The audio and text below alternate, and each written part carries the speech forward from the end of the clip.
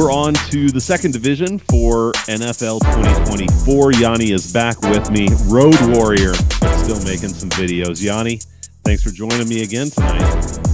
Appreciate it, man. Living large at the Hampton Inn, ready to talk some football. What more can you do? I mean, that's the life right there. So, all right, well, we're going to dive into the NFC West in this video. We did the NFC East last, so if you have not checked that out, go back on the channel and check out the NFC East. We'll start out with the Arizona Cardinals, who last year played most of the season without Kyler Murray, who will be back, and was back at the end of last year. Went 4-13. Their over-under is set at 6.5 minus 135 to the over, so it's shaded to the over 6.5.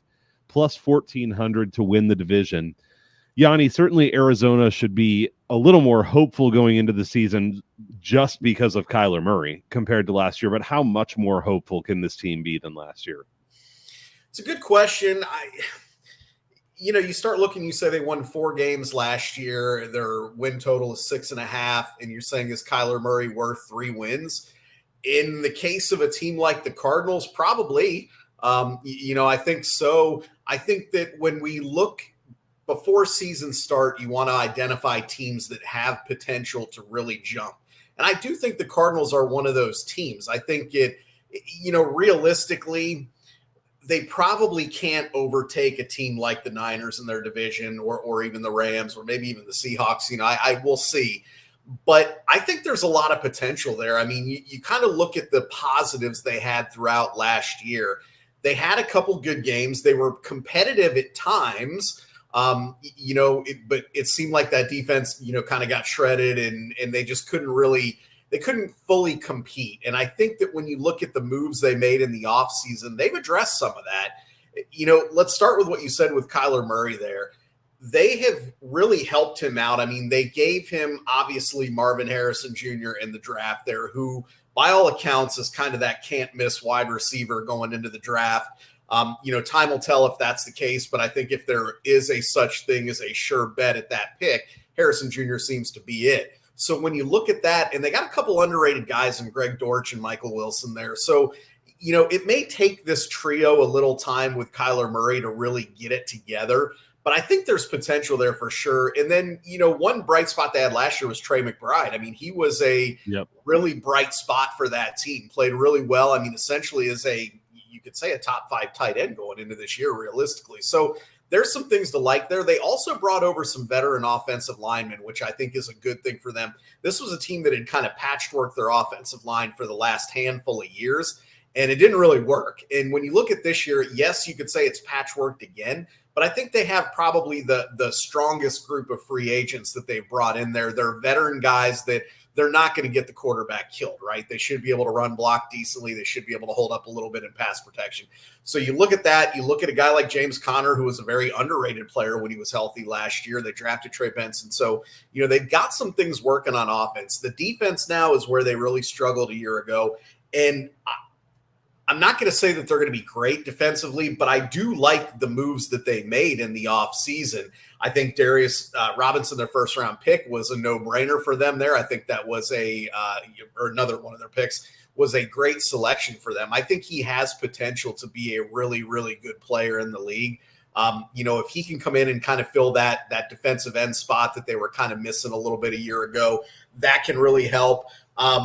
I think they have better depth, too, on the defense. Last year, they were very thin. And, it's kind of one of those things where when they lost a player, they were plugging in somebody who realistically shouldn't have been on the field there, should have been a special teamer.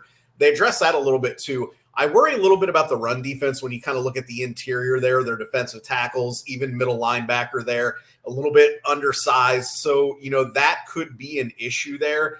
All that being said, I think that this is a team that's going to be fun to watch. And we use this term all the time. It gets overused, but volatility. And this is one of those teams. I think that the Cardinals are probably the epitome of a volatile team going into the year, because if Kyler Murray and this offense get rolling and that defense can be better, they could win 8 or 9 games. It's very possible. I mean, I could see that happening for sure. That being said, we saw what they did last year, and, you wonder with some of these younger guys like Harrison Jr. or a Michael Wilson, some of those guys, can they step up and be those guys that can really compete at the highest level as rookies or young players. So I need to see a little bit more from this team. I wouldn't be surprised either way with the direction that this team goes. Yeah, man, you hit on a lot of great stuff there. I'm sure I'll reiterate a couple things, but I'll try to add a couple things too. In terms of having Kyler back and what he's worth, obviously this doesn't settle the debate, but they did go 3-5 down the stretch last year with him back, and I think with a worse roster than what they have now. And you alluded to the improvements that they've made. So 3-5 were, if you double that, it would work out to 6 or 7 wins. So that's a few better than what they were last year. Now, that doesn't mean, obviously, that that's exactly what they're going to do, but I think 3 wins or so for Kyler being there the whole year is a reasonable amount to say that he's worth. I also do think that they've upgraded their roster some. I think we could look early on in the season, see what the lines are at, but I like overs with this team. Yeah. I think the offense has a chance to actually be relatively dynamic. The offensive line last year did okay run blocking. They did terrible pass blocking. Unless I wrote this stat down, what I looked up is that they led the NFL in yards before contact at 3.1. If that's the case, and their offensive line is as good, and now adding Trey Benson, I think is great because James Conner has a tendency to get hurt quite a bit now, and he definitely did play well when he was in. So I'm not anti-James Conner, but I think having a backup, I mean, he's a rookie, so we don't know for sure, but who likely will be pretty solid is an important thing for them there, so there's not a big drop-off. I like the offensive weapons. I really like Trey McBride to have a big year this year. I mean, he showed it down the stretch, and that leads to, we haven't talked about player props very much, but I kind of am interested in Marvin Harrison's under. Actually, he's at 1,500 yards, and I think this could be actually a big year for Trey McBride. Michael Wilson is also going to get some catches. I think the ball gets spread around a little bit here. And I like those overs too, because I do think the defense will continue to be the place that this team struggles the most. With the people that they brought in, I think what they did is they brought in a lot of what I would say is average NFL talent. Not bad, but not real good either. However, average NFL talent is significantly better than what they had last year, where you talked about putting people out on the field that shouldn't even be playing in the NFL. At least with their starting unit, a little bit of their depth, they at least have people now that it's like, okay, you can see them playing in the NFL. Like they're at that level, even if they're not great. But I think that they will likely still struggle against good offenses, and I think that defense will have a bit of a hard time. So let's see. I think those are the main things that I had on the Cardinals. I have the Cardinals at 7-10, which over under 6.5, minus 135 shaded to the over. So I'm basically right where the market is right now, though. And this is going to be a theme for me in this division outside of the Niners. I'll just say it right now. The volatility thing, I feel like this division is pretty volatile outside of the 49ers. So what do you think on that over under? Yeah, I'm with you. I mean, I've got it basically pegged right around 7 as well. So I think that the market is probably pretty accurate on that. But again, not to be a broken record, I wouldn't be surprised if they won 5 games. I wouldn't be surprised if they won 10 games. I mean, I think totally agree. I don't think, I think they're probably, this is one of those teams when you say they're a year away, some of these young guys and that, I think they got to figure that out. One thing we didn't talk about too is they'll have a little bit of consistency with coaching this year, which I don't think we want to discredit that either. I mean, that could help the team a little bit on both sides of the ball, but I think you nailed it. If I'm betting this team early in the year, I'm absolutely doing what you're doing, which is I'm looking at overs. I mean, we saw last year they could score. I mean, even with, it didn't matter who was playing quarterback, even before Kyler Murray was there, they were putting some points up. Where they struggled was on the defensive side of the ball. And to your point, I expect them to be a little bit better on defense, but to your point, they didn't do enough to really make it a dynamic enforcing defense. And I think that lends itself to overs, just like you said. One bet, and I didn't think of this before, so I haven't gone and looked it up. I'll go look it up tonight or tomorrow. But an interesting bet for the Cardinals, at least to check out, would be some books have finishing place in the division. And I'd be interested what the number would be on them to finish third. We're going to talk about the Seahawks and the Rams, and I think both of them have upside, so I'm not necessarily really down on them, but I think they both have some potential downside volatility as well. And so if that number ends up being, I don't know, plus 200 or more, and you're going to bet that or they're over under, it's like, well, if they get to 7-8 games, they probably have a decent shot at getting up to third anyway. So that's one I'll be interested to look up. Yeah, it's an interesting angle for sure, because I'm with you. I think, you could absolutely make the case right now that they are the third best team in the league. I mean, in the division. I think, the odds where they stand are probably fair. So, I mean, I think you would rank them fourth, or at least I would. But, to your point there, they could certainly leapfrog one or two teams in that division if things fell their way. Yep. All right. Anything else for you on any players that you're interested in looking at or anything before we move on? No, before they drafted Trey Benson, I think that Connor's under, as you mentioned, because of injury, was always kind of in play. With Benson, though, I'm assuming they've accounted for that, and I haven't looked closely as far as that goes. But I think at this point, when I saw his numbers both for touchdowns and yards, they were pretty low. And I mean, I think that, they must be assuming either a platoon type workload or that injury that we've seen with him basically every year. So unfortunately, I think you kind of stay away from it. I'm interested, kind of like you said, the Marvin Harrison one, volatile again, right? I mean, you got a guy who could be you use that term generational talent, but 1,000 yards for a rookie on an offense that's going to run the ball and does have some other people to throw to, maybe not. I mean, it's not a guarantee by any means. Yep. All right. Well, let's move on to the Los Angeles Rams, who had a surprisingly good season last year and sunk one of my larger bets because of that.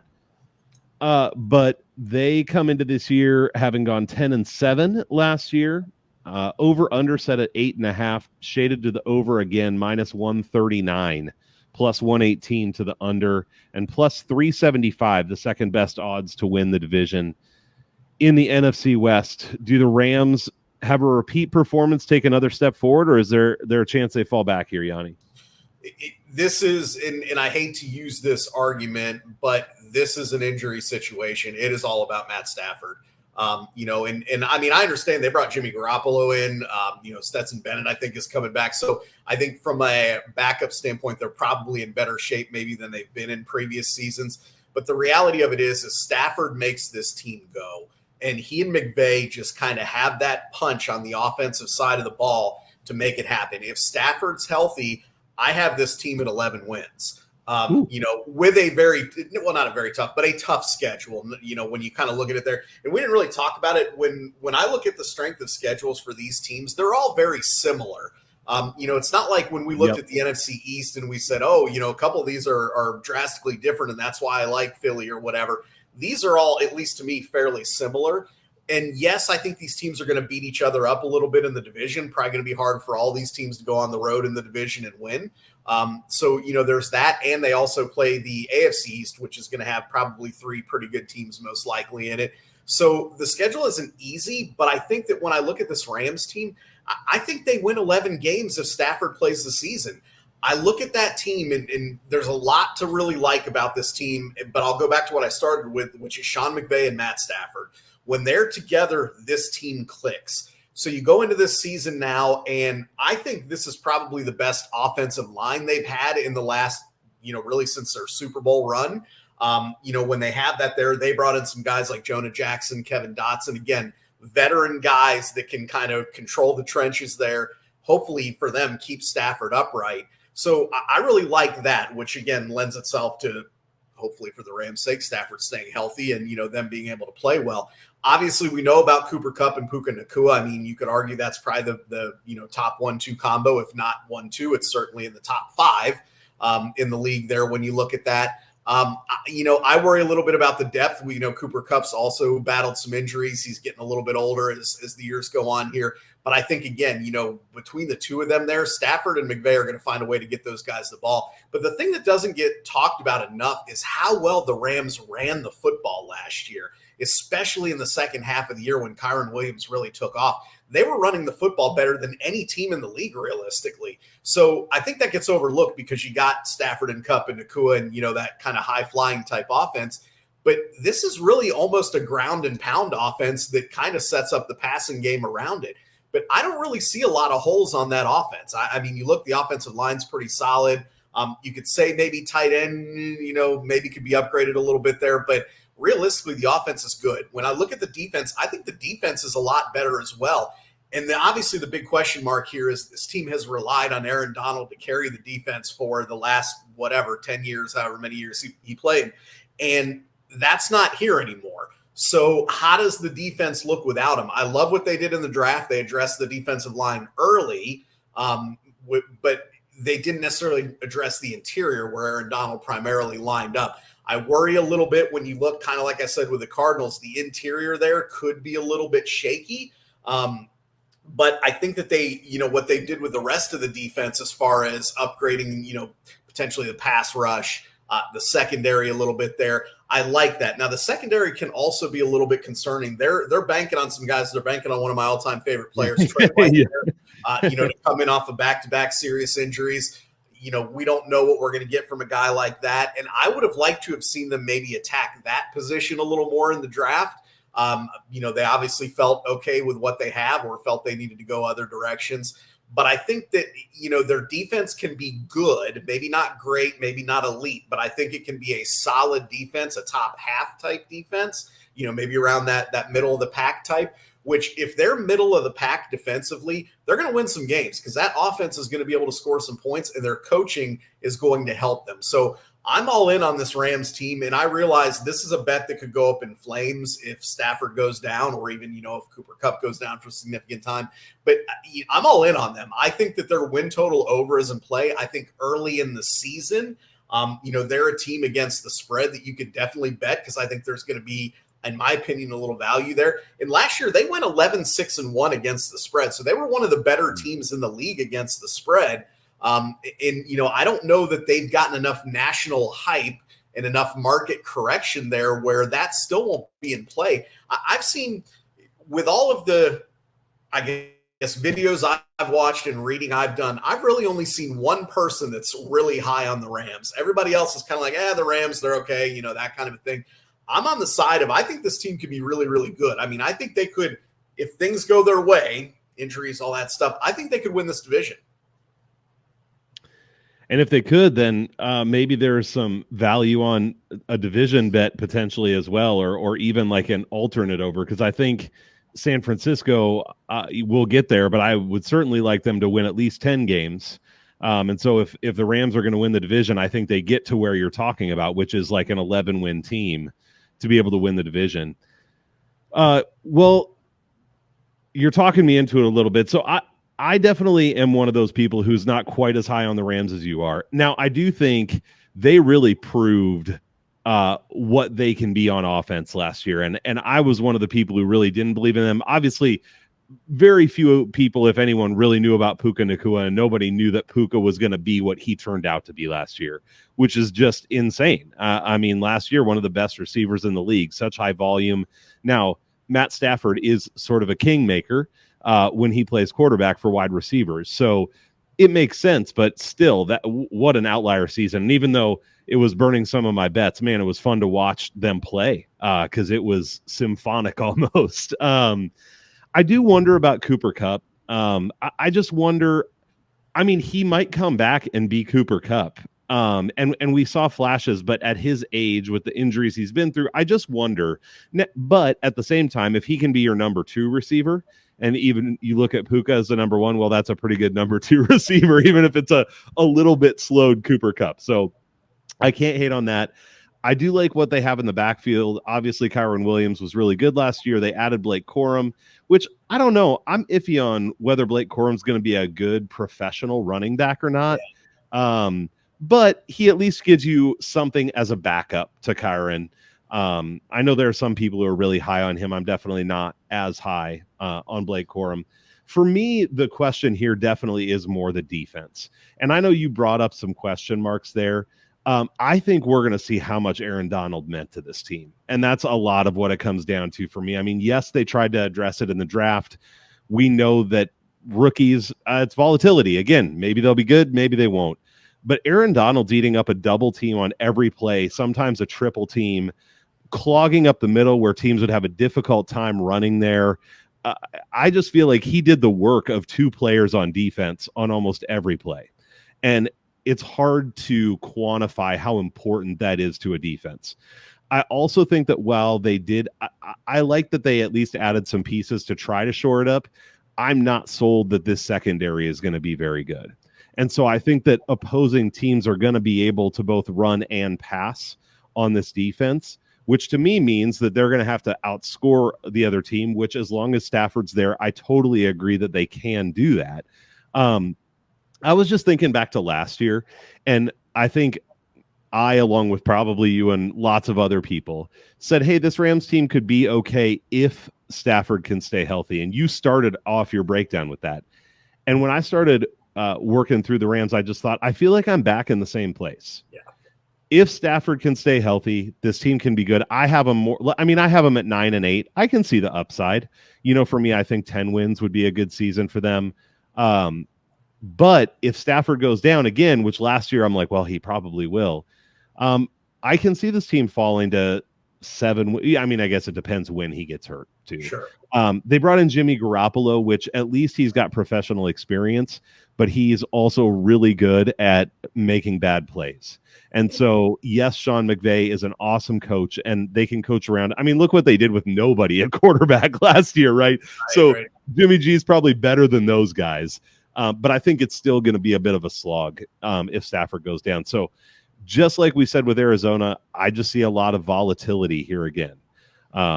So that's where I have them is at 9-8, but I definitely can see the upside or the downside, depending on the stuff we talked about. Yeah, and I mean, I think every point you brought up was fair, especially with Aaron Donald there. I mean, you just don't replace guys like that. I mean, they're going to try, they have to. And I mean, hopefully they hit on their draft picks and they'll, whatever.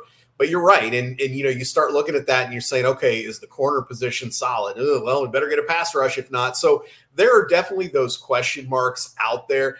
Again, I think if you're looking at this team, though, if you're concerned about whether you want to say the Stafford health, Cooper Kupp, whatever, I think if you don't like those future bets, this is a team, again, early in the season. Yeah. Get in against the spread. That way you're not locked in with anything. Yep. Stafford goes down, you wash your hands and you move on from that. Yep. So I hear you. I think that's money, Yanni. Actually, I really like that call to look at them early on in the season, because even on the defensive side, they're going to have a tough time absorbing injuries, but they won't have those at the beginning of the season, right? So that you're in your best shape too. So right. One other thing that I had written down. So one of the stats that I keep is just wins over expectation based on turnover. So it's pretty well established in the NFL based on your turnover differential on average, how many games you're going to win. And so I just keep track of how do teams do compared to their baseline just based on turnover differential.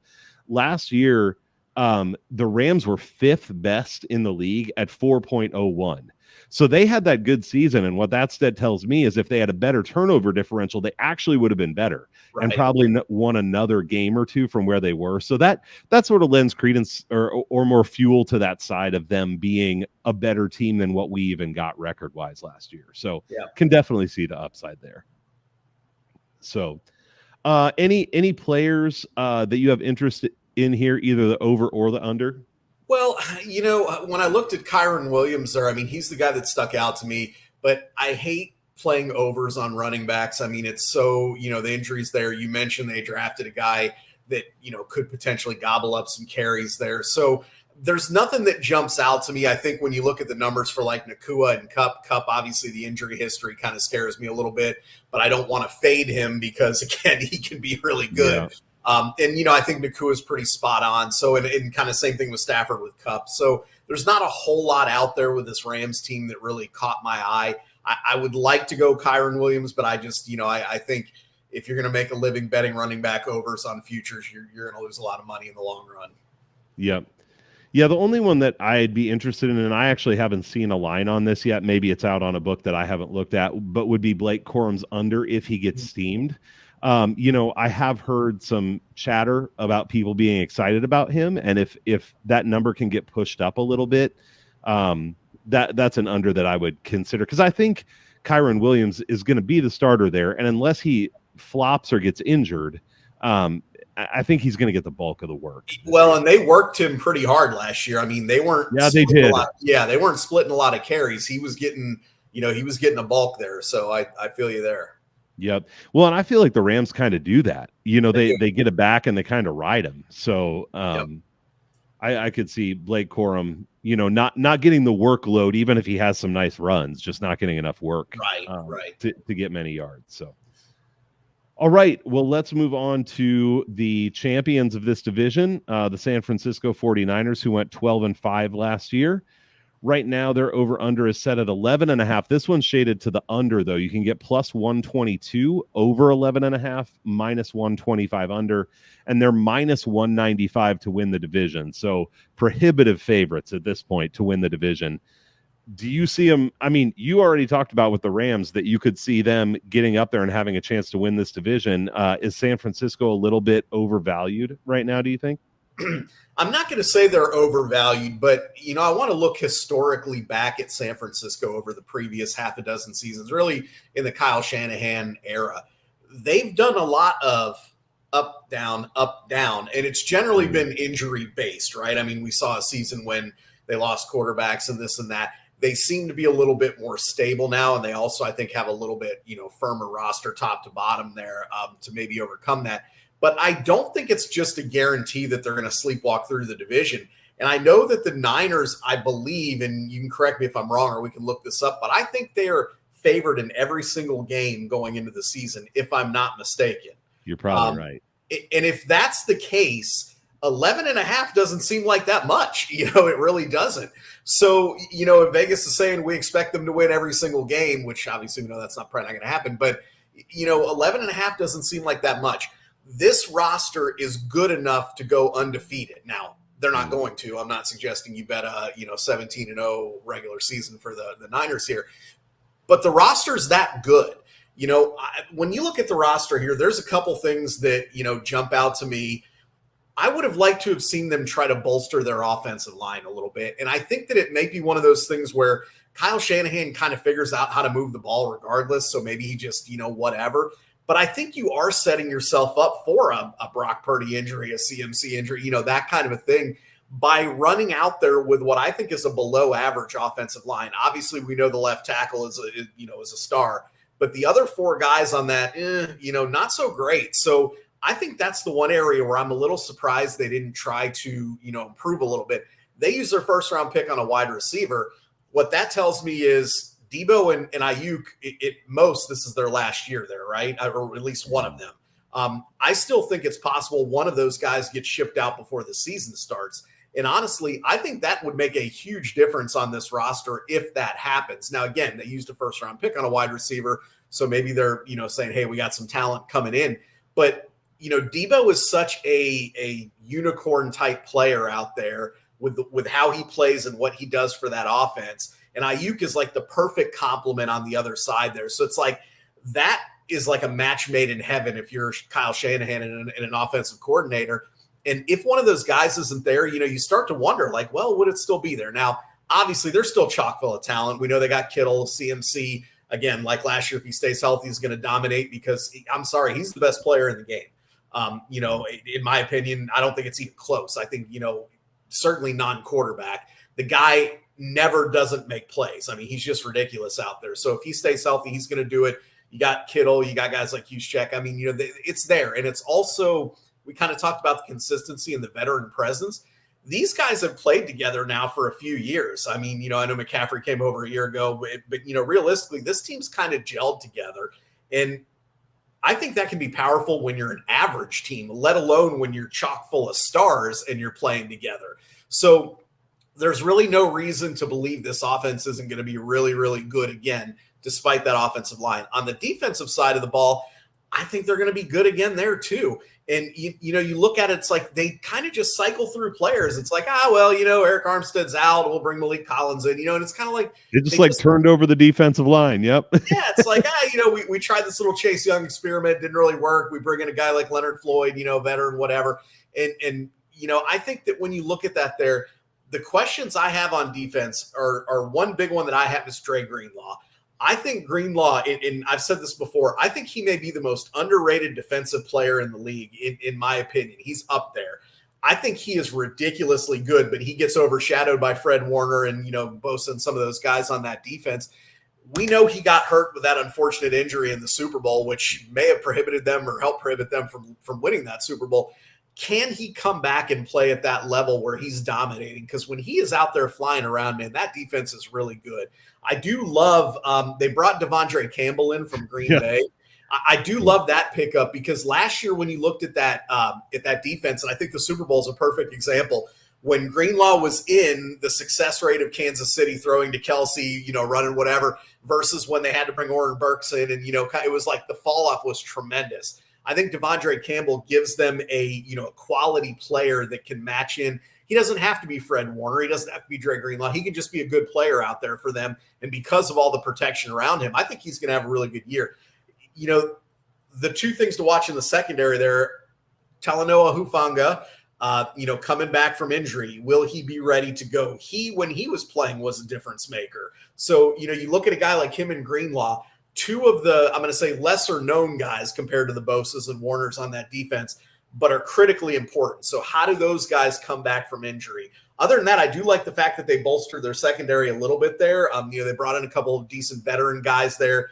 They drafted Renardo Green in the second round to, help out at the corner position. So I think, when you look at this team, there's a reason that they're set at 11.5. There's a reason they're set as the NFC favorites and all that. It would be hard pressed if someone put a gun to my head and said, you have to pick the NFC winner. How do you not pick the Niners? And I know I just sat here and said, I think the Rams can overtake them, and I think they can.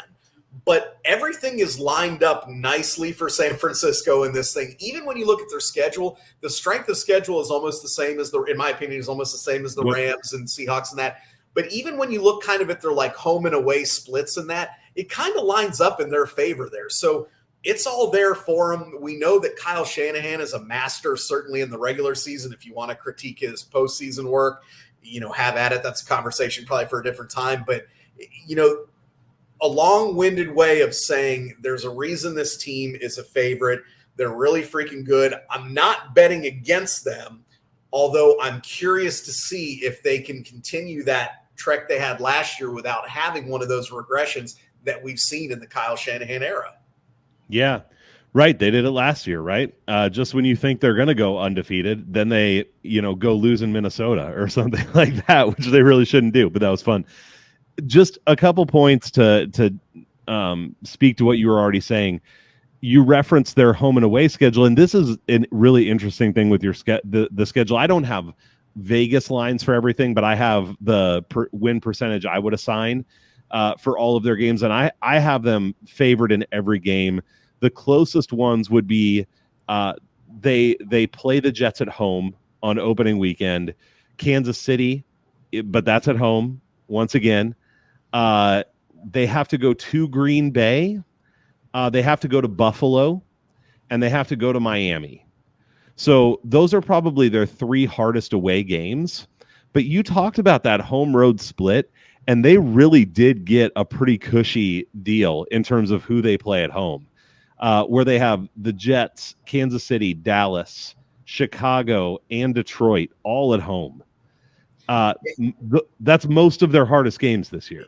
Yeah, and I think that, you mentioned Buffalo and Miami. They match up very well against both of those teams, in my opinion. So I think that even when you look at those tougher road games, that's kind of what I meant with that favorable split. It's like, okay, if you want to look at their half a dozen hardest games, they got basically 4 of them at home, and a couple of the road ones are teams that they match up with really well. So I think it all lines up for them there. I really do.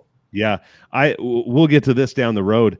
I actually think the Jets might be on opening weekend could be one of their hardest games. With the Jets presumably healthy going into week 1. Right. So I agree. You made so many good points that I'm on board with. I think that this defense is going to be rock solid again. Honestly, when I started going through and saw all the people that they lost on the defensive line, I was like, oh my gosh, this defense might take a step backwards. And then I saw all the people they added on the defensive line. I was like, oh no, they're pretty much back to where they were. The linebacking core, you talked about Devondre Campbell coming in. I love that move. I mean, this is a linebacking core that was already really good, and now the potential to just be phenomenal, I think. I do wonder a little bit about depth. That was an issue last year on the defensive side of the ball. But to your point, they did draft some guys and bring in some free agents to at least provide a little bit of depth on the defensive side of the ball. Because honestly, with a team this good, you almost have to look at it and start going, okay, what is it that could trip them up and keep them from being really good? And I think, in the past, I would say injuries on the defensive side. Injuries can derail any team, but I do think it's worth looking at. Are there teams that have a harder time withstanding a couple injuries? The biggest one to me, and you mentioned it, but if Trent Williams gets hurt, I think this offensive line is in the bottom quarter of the NFL at that point. Now, they have a lot of weapons, and like you said, Kyle Shanahan can scheme things. He can get people on the edge. They've got a lot of dynamic players and versatile, interchangeable players to some extent. So I think that they could still do okay on offense, but that would be the thing that I worry about if I'm looking at San Francisco to just be absolutely dominant this year. The other thing from last year is that they had a +10 turnover differential last year, and they were still good in that metric that I talked about. They were almost 3 games over expectation, even with the +10, but that's a big turnover differential in the positive direction. And so I'd be curious if they can keep that going. Though with a defense this good, I guess there's no reason that they shouldn't be able to. So the other thing, when you even said, okay, this team could go undefeated, looking at their schedule and as we talk through the level of talent that they have and the level of coaching, which absolutely matters, I think you're right that they could go undefeated. The feeling that I have that makes this is totally narrative driven and speculative, so it's nothing you'd want to make a bet on. But I wonder if San Francisco ever gets to the point where the regular season isn't that interesting to them. Right. Like that was Kansas City last year, right? You watch them play and it's like, I don't even feel like they're really trying, At the end, they'll play the last 5 minutes to try to get a drive and put away a game so they can stay on top of the division, but it just didn't even feel like they were that interested. San Francisco's good enough that I could see them just being like, yeah, we're probably going to win plenty of games. And, once we get into the playoff, I mean, I'm sure they want home field advantage. It's not like they wouldn't want the number 1 seed. But realistically, they could drop a few games here and there from not really giving it their best effort and still have a chance to get the number 1 seed in the NFC. So that's actually the thing that would concern me a little bit in terms of betting this over. I will say 11.5, man. Like if we're saying they're as good as last year, their schedule's pretty favorable.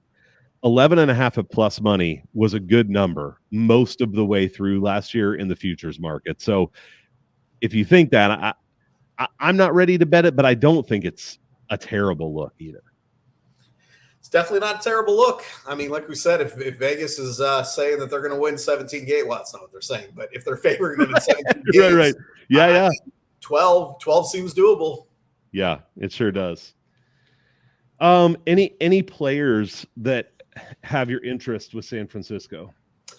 It's kind of a similar story, I think, with me to what we talked about with the Rams. CMC is a guy who he's just always going to cash in, but he stayed healthy last year. Can we count on that 2 years in a row? Yeah. I worry again, Debo and Ayuk there in terms of are they both going to be on the roster? If so, how does the drafting of Ricky Pearsall affect that? I mean, does he, potentially get snaps? So there's nothing that really jumps out to me. If anything, I think Brock Purdy's the guy that you look at here. Assuming he can stay upright for the season, his numbers are not outrageous. And I didn't write them down, and I should have, but his touchdown numbers, and I understand CMC gobbles up a lot of touchdowns. If they get inside the 10, they're going to hand the ball off a lot. But his touchdown numbers were not outrageous at all, nor were his yardage numbers. So I think, if you're going to look at anything for me, it's really Purdy. But there's nothing that jumps out to me that I absolutely love as far as player props go on futures. Yeah, I don't love anything for San Francisco either. I thought about Debo unders, partly because of Ricky Pearsall and just wondering, how much work he gets. Brandon Ayuk is more of a natural wide receiver. Right. And so I don't think Debo takes as many catches away from him there. But I'm just not interested. It's funny. One thing with the Debo that you think about too is these tie in. But if McCaffrey were to get injured, they have a good back in Elijah Mitchell there that they'll use. Yep. But if he does, Debo instantly becomes more of a running back in that offense again. I mean, we saw that before McCaffrey got there. When McCaffrey's been out, he'll get 8-9 handoffs a game. When that happens, so would his receiving numbers dip at that point? So to your point, if you're looking at that under, I mean, I think you basically put it out there that he would be the guy if you're looking for an under in that offense. Yeah, I think so. And it's hard to say overs on the other guys because, a couple of years ago, Kittle had a really big year, and then there'll be, Kittle will have a run of games where he doesn't really catch anything, and Ayuk goes off. I mean, it just gets spread around so much. Right.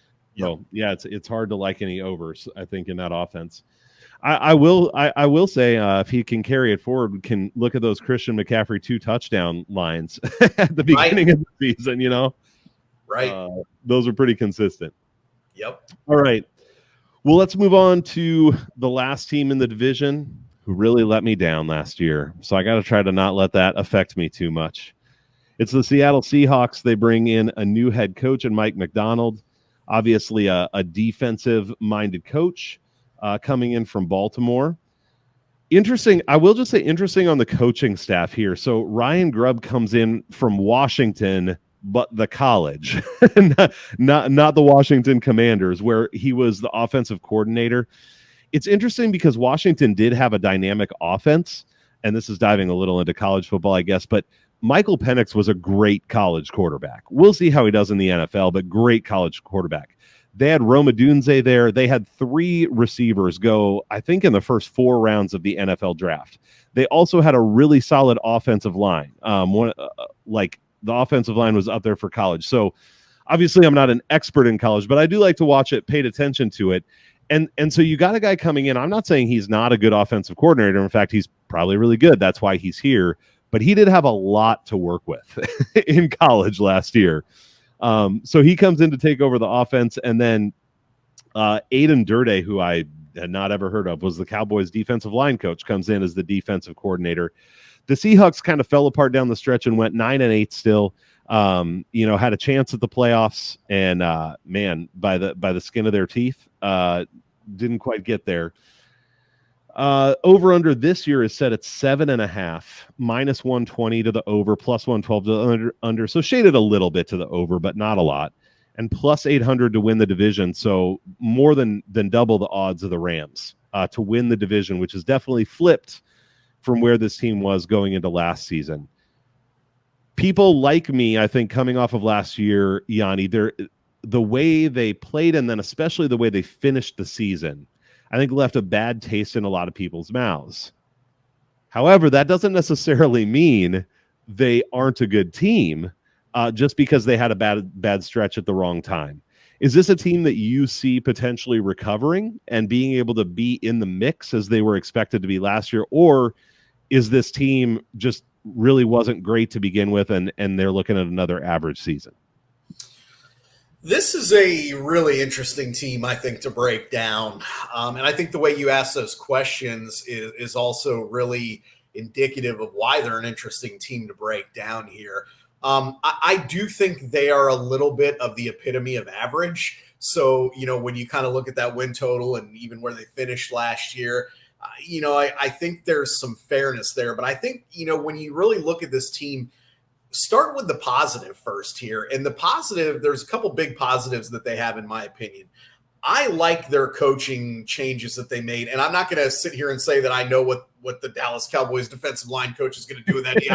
I have no idea. But what I do know, and first of all, I love Pete Carroll. I really do. I think he's great for football. I think he did a great job with this organization. But it was time. I mean, his plan and approach, it wore out, right? And I think that's where the Seahawks team was. So they needed to make some changes.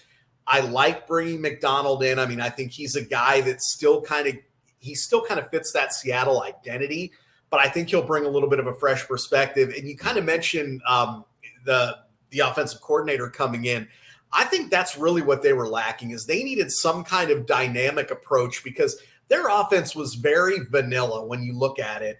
And they have weapons. That offense did not and should not have been as vanilla as it was. True. So, I'm big on that. And I mentioned it with a couple of the other teams too, the Niners and the Rams. But I love the consistency on this team. And you could say, well, they only won 9 games, and you brought the team back.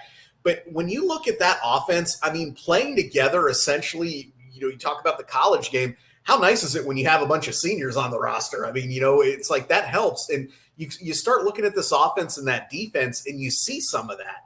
And I think that does count for something. Now, on the offensive side of the ball, they've got a great trio with wide receivers with Metcalf. I mean, Lockett, I know, is getting older, but Jackson Smith and Jigba there, can step in. And I expect him to have a really good year. I thought he would have a little bit better rookie year, but he did fine. But I think he'll have a potentially up year in production here. So, you start looking at that, and then you start looking at, okay, they can run the ball a little bit. Their offensive line is decent. So what are we looking at now? We're looking at the quarterback position. Unfortunately, I think that's what's going to hold this team back. Geno Smith is who he is. He is a journeyman NFL quarterback. He's not horrible, right? I mean, he's not getting you embarrassed. He's not throwing 5 picks every week. He's just not good enough to take over a team like the 49ers in the division, or probably even a healthy Rams team. And that's what's going to hurt them. So now here's why I also think they're going to be stuck in mediocrity. If this team doesn't get off to a fast start, and if the offense isn't rolling, we're going to hear some clamoring about the quarterback position, I think. And, with that, what's that old saying? If you got 2 quarterbacks, you got none.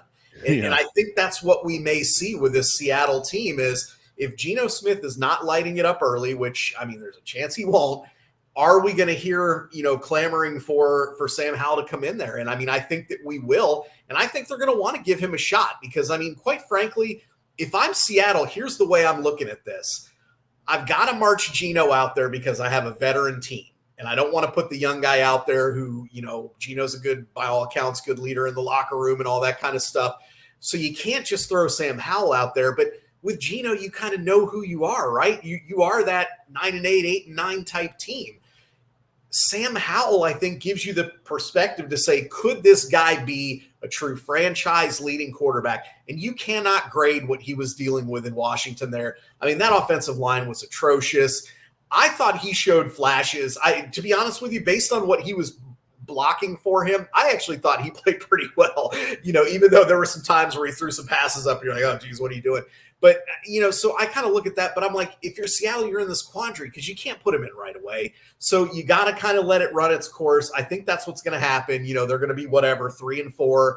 They're going to say, let's give Sam Howell a chance. And then, he's going to have to work in, getting into the offense and whatever. So I think they end up at that, 7-10 mark. I mean, I think that's kind of what ends up happening, despite the fact that I like their roster. I think on the defensive side of the ball too, they've got some good things on defense. They brought a couple free agents over there. Their secondary is very strong. So it's not like their defense is horrible. They didn't look great at times, but I wonder if that's more scheme than anything last year, because at times they did look very good. So it'll be interesting to see with a new defensive coordinator what that defense does. But I got to say, I think kind of like Arizona, this team could be headed in a really good direction. Could. The quarterback position this year, I think, is going to hold them back from being a playoff team and, really competing in this division. Yeah, man. I think I agree with so much of what you said. I think the offense here, I actually really like what you said. I don't know whether to be sold on the offensive coordinator or not, but I do really agree with what you said about being more dynamic. I do think that the amount of gum that Seattle's sideline consumes is probably going to go down this year. I don't know what you do with that for betting purposes, but that's a big move. No, the skill positions here are great, right? I mean, Kenneth Walker, he's more of a home run hitter, but he can hit home runs. And you've got that trio of really good receivers. Zach Charbonnet looked okay in his first year. I think sort of like JSN, we'll see how he looks this year. But hey, that's a solid group of skill position players. This is no hot take. I was actually really excited for Geno 2 years ago when he came in and played well. Like, just to see a journeyman be able to do what he did, I thought was really fun. And he seems like a decent guy. Like, I was pretty happy for him. Last year, I think, is probably just more who he is. Right. I don't think he's accurate. I don't think he probably makes great decisions all the time. I think he gets flustered. And this offensive line is fine, but I don't think they're great. And so he could get flustered again. The negative to me with Sam Howell, the biggest negative, was just that he held the ball so long. And I totally agree with you. I mean, how do you do anything effective when you've basically got 1 to 2.5 seconds max before you're laying on your back? Hopefully that's something that a good offensive coordinator, good coaching staff could develop a little bit. And I love what you said, and I'm 100% in the same place. With Geno, you know what you are. You're a middling average team that probably wins at least 6 games, maybe up to 10. That's probably your range. 10 would be phenomenal with Geno. 6 would be kind of bad. I have him at 7 and 10 right now is where I have him. But with Sam Howell, if he can, I do think he's a more dynamic passer. I think that in the right offense where they're helping to get the ball out of his hands more quickly and designing plays that way, I think he can be a better passer than Geno is. So I think that they can have a higher upside if they can use him well and not having him hold on to the ball. Obviously, the turnovers were the problem, but we just can't know until he's in a better offense with better development, whether that's a Sam Howell problem in any offense or that was just him in that Washington Commanders offense. The defense, yeah, I think is pretty good. Obviously, the secondary should be strong. I don't love that they lost Bobby Wagner to the Commanders, mostly from a leadership perspective, but honestly, for his age, he's still playing at a high level. I know. And so I think that's a little bit of a hit, even though they brought in people to replace him.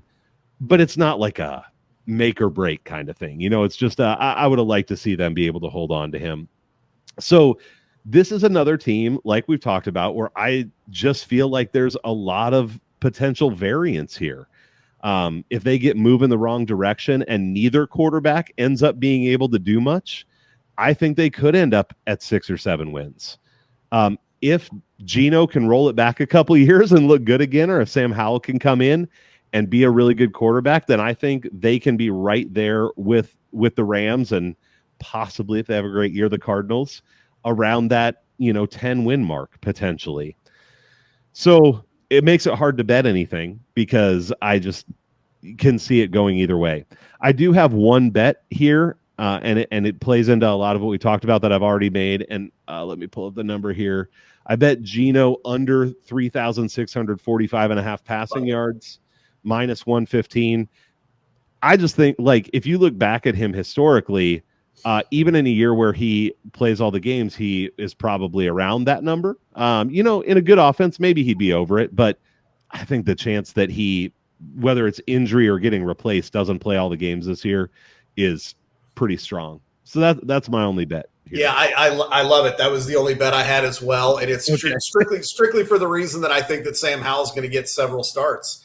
Again, unless they get off to a 6-2 start, the offense is clicking, which I don't think is going to happen. I mean, I think that Howell gets starts, and I think that number stays under. So, I think good call out on that. I think that I find it very, very, very hard that he would hit that number. I don't think that's going to happen. I don't know that he'll play 11 games this year. I think depending upon where their season is and whatever.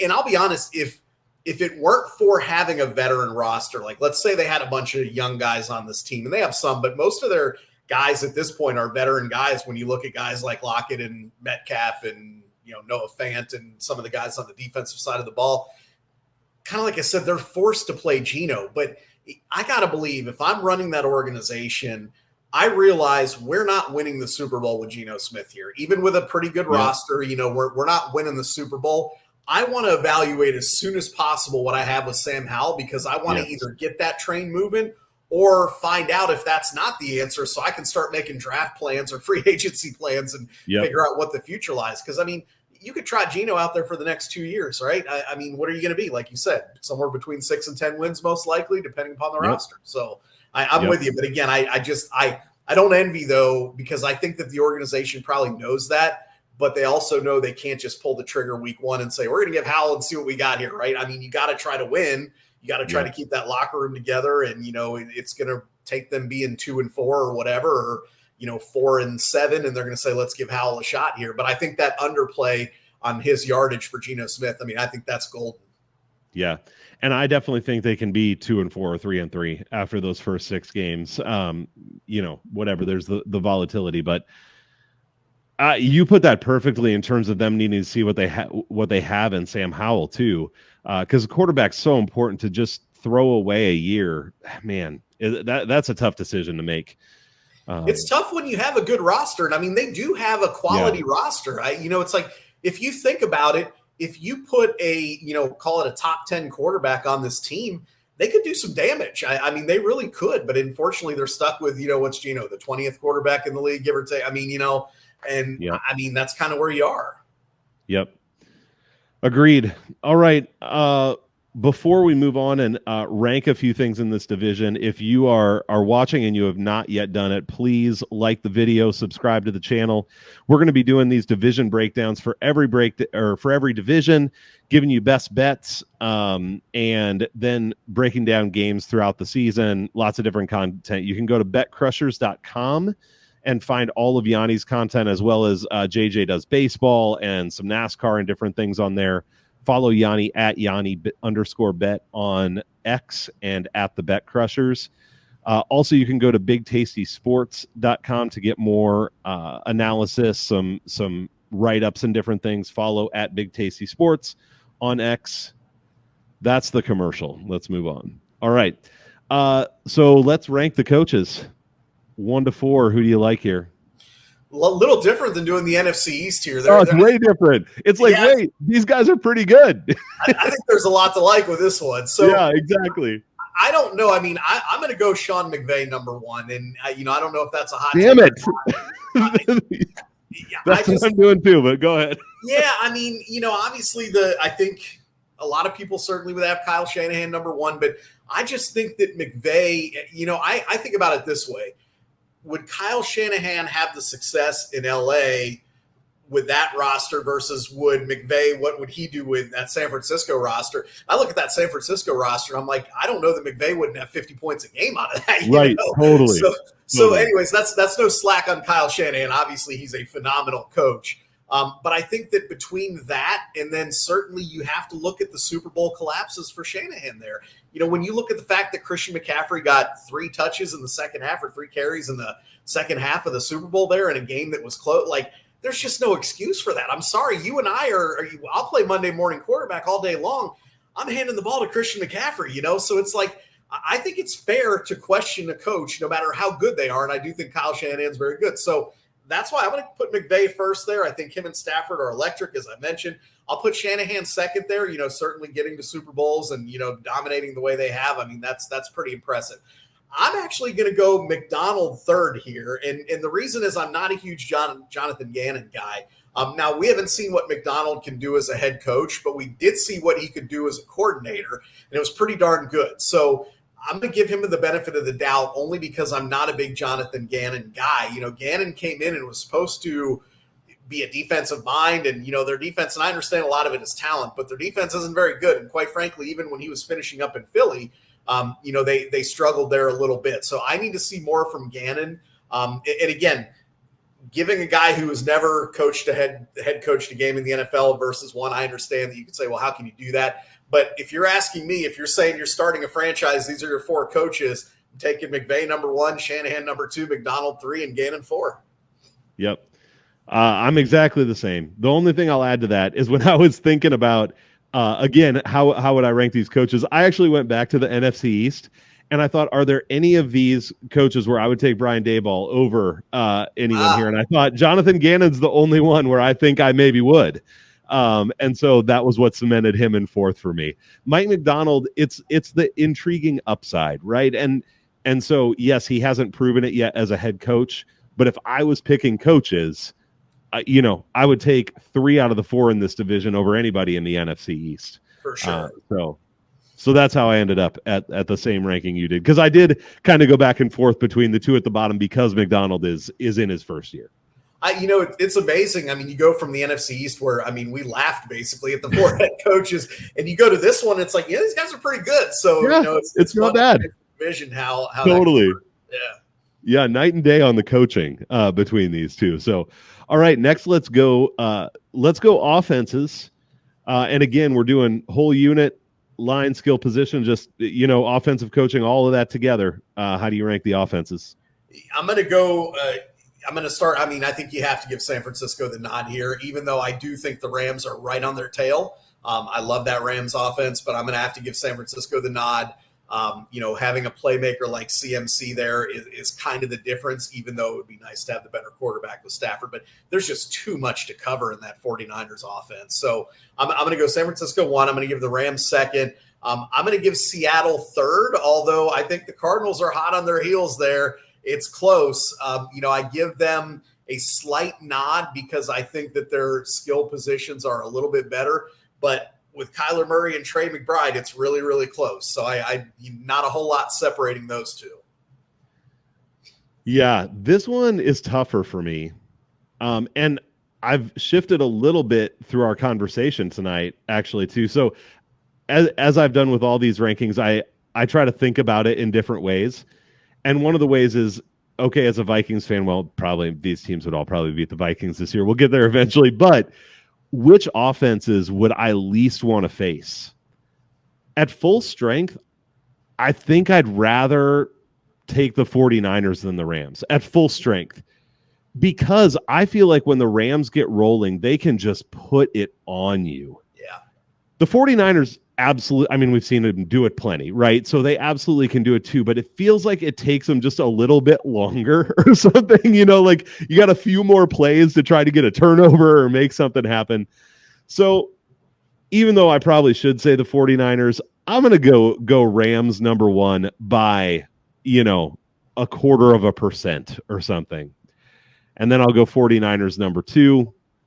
Though the 49ers are much more capable of weathering an injury either in the receiving core or to their quarterback. So that's why I say only at full strength would I even consider that. And then the bottom 2, man, I feel like this one, it's like 3A and 3B to me. Because again, if I'm thinking about who would I rather face, Kyler presents problems that Geno does not with his legs. Yep. And in terms of the skill position, I would say I give it to Seattle. But, man, Arizona's got something pretty decent working there with their skill positions too. So I'll go ahead and give 3 to Seattle and 4 to Arizona, but I am only about 0.25% divided between those two as well. I think the drop-off, there is a drop-off from the top 2 to the bottom 2, even though I wouldn't say any of these offenses are bad. They're all quality. I mean, I think even Arizona and Seattle, I mean, they're going to be fine offensively. I don't think either one's going to be struggling to put points up. Yep. All right, and then defenses. I think you got to go 49ers first. They just kind of prove it year after year. And, their defense, I sometimes feel like they're a little overrated. And I only say that because I look at it and I'm like, these guys should never allow a point. And it's like, then you realize whatever. But they're very good. They're just solid across the board there. Like we said, they replenish players. I mean, I think they're really, really good. So I'm going to give them first. I would probably go Seattle next, which is kind of crazy because they had some games last year where they got shredded on the ground. They had some games where they got shredded through the air. But I like this defense. And again, I'm thinking that with a new coordinator, new coach coming in, we could see a lot better here. And then I would probably go Rams number 3. You mentioned the loss of Aaron Donald there, but I do think besides that, they've got some decent players. They did draft, guys to come in there. And then as we talked about with the Cardinals there, I mean, I think they're probably a clear 4th right now. Defensively, there's just not a whole lot on that defense that gets you really excited. So I think that's kind of the order I would go there. Same exact order for me. I mean, the only question for me is those middle 2 with Seattle and the Rams, but I'm not super high on the Rams defense. And so, and there are at least pieces of Seattle's defense that I really like. And to your point of bringing in the new coaching staff, I think it'll be interesting to see what they can do. So I'm going to go the same order there. All right. I think it'll be easy in terms of the top, but let's pick the finishing order of the NFC West. As you probably can tell, I so want to take the Rams, but I can't. I just can't do it. I mean, it's going against that Niners team. I can't do so. I mean, I've got to take San Francisco first. I will take the Rams second there. And then to your point, I mean, I could see Arizona flipping here. I really could. I'm going to play it safe, and I'm going to take Seattle 3 and Arizona 4. But I will tell you, I would not be remotely surprised if Arizona ends up in that third spot, like I think you had called out on the potential odds there. Yeah, I'm going to go San Francisco. I'll go the Rams with the caveat if Stafford gets hurt, I would consider changing my order, but we can't play that game right now, right? Yep. I'm going to take Arizona third, and I'm going to put Seattle fourth, and I don't feel confident in that. It's not something I'm necessarily going to go and bet, but I think that these teams are close enough that it can be interesting this year. So I'll go ahead and make him third just so I can, if it doesn't happen, I can just let this fade into history. And then if it does happen, I can clip that out and be like, look, I picked it. That's how you do things on YouTube, I think. Right. So I'm still learning, but that's what I feel like you're supposed to do. So, Yanni, before we get out of here, after all the conversation tonight, any, whether it's one or two or three, any best bets that you feel like really good about, that either you've made or you would really consider making? Yeah, I mean, you mentioned it. You actually called it out. I didn't even have to. Geno Smith is probably my favorite bet of all in here, taking his under on yardage. That's what I have starred on my sheet here as my top pick. So I would go that. And kind of like I said, early in the season, Rams against the spread is something that I'm going to have a look on. I probably won't play their futures like we discussed because of the potential for that volatility. But, I like them early against the spread. I think even in week 1, they're getting 3.5 if I'm not mistaken. And I feel like, they're always going to be in games. So, that's kind of where I'm looking. But definitely I try not to tell people what to bet. I'm happy to let them know happy to let them know what I bet, and I'll make suggestions. But I gotta say, man, that Geno Smith under, if you're even thinking about it, pull the trigger. I mean, I would strongly consider betting that. We at least endorse it. How about that? We're not telling you to make it, but we endorse it. It has my endorsement. We'll do that. Yeah, exactly. Yeah, how about you? Yeah, same that Geno bet is my best bet. Actually, I don't know that I'm going to bet it, but after talking through everything, I think the Niners at plus money to over 11.5 is interesting, at least. And one of the ways that's interesting to me too is if they get disinterested, like I talked about, does that maybe happen like toward the middle of the season? Like come out hot, and if they can go 6-0, 7-1, something like that, you're probably going to be able, if you'd want to middle that at under 12.5, under 13.5 at a decent line. So obviously there's no guarantee that's going to happen. But that's the other one that has my attention after I was talking. It certainly seems like I don't want to use the word safest, but the most reliable future bet as far as wins in this division go. I mean, they're the most, I think, stable team when you look at it there. And again, we probably have to crunch numbers to get all the predictive math there. But at the end of the day, if they're favored in 17 out of 17 games, getting to 12 wins seems very doable to this guy. Right. It seems that way for sure. Totally.